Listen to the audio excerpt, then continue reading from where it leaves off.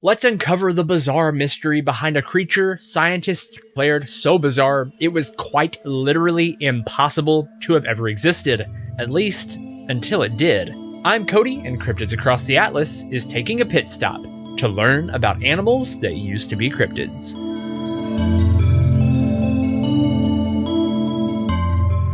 This thing had to be real. Just look at it. George Shaw, a botanist and zoologist, kept turning the hide over in his hands, examining this strange creature before him.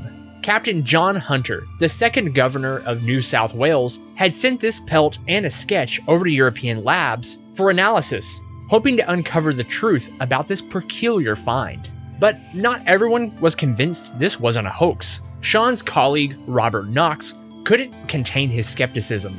As Shaw spoke of the creature's potential authenticity, Knox laughed, dismissing the notion outright. He reached down, pulled out a pair of scissors, and began tearing apart the hide at the seams. With each cut, he mocked the workmanship, pointing out what he believed to be obvious stitch marks, evidence of a hoax. Knox went on to say that he had seen far better taxidermy work done in Eastern Asia to fool sailors into thinking they discovered mermaids or other mythical beings.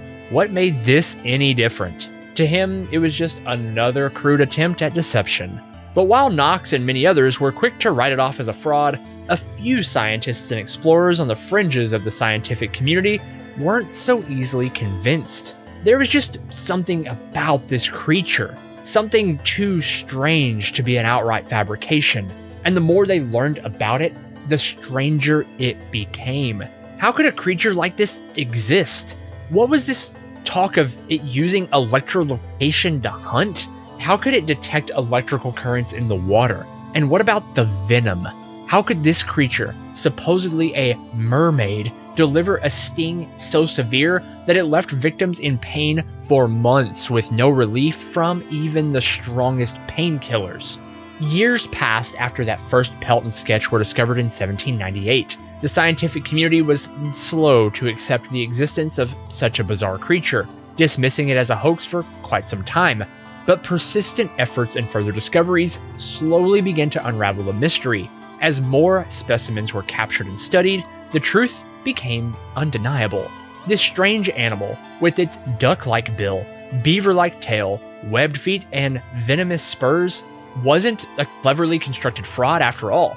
It was very real. The creature that had confounded and amused the scientific world was finally recognized as the platypus, one of the most unique animals on the planet. Its unusual features, once thought to be the product of a hoax, turned out to be genuine adaptations of nature. The platypus uses electrolocation to hunt, detecting those signals emitted by its prey in the water. And yes, the males really do have venomous spurs capable of delivering an excruciating sting.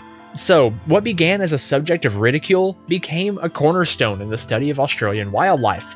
It serves as a reminder that sometimes the truth really is stranger than fiction, and that even the most skeptical minds can be swayed by evidence that is impossible to ignore. We hope you found this pit stop refreshing. Now it's time to get back on the road and headed to our next cryptid destination. Be sure to keep those notifications on to get notified when we reach the next stop on our tour. And as always, thanks for touring Cryptids Across the Atlas. And don't forget to keep your eyes open. You never know what you might see just on the edge of the road.